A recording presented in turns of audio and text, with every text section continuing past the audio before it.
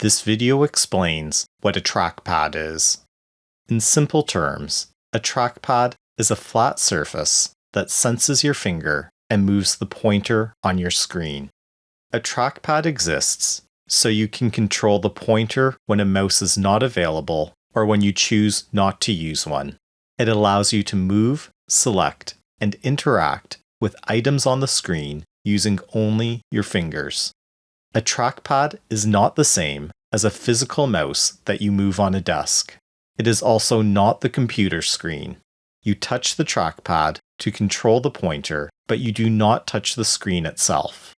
You usually see a trackpad on a laptop just below the keyboard. You use it to move the pointer, select items, scroll through documents, and open programs. This diagram organizes the idea of a trackpad. Use it as a reference if needed.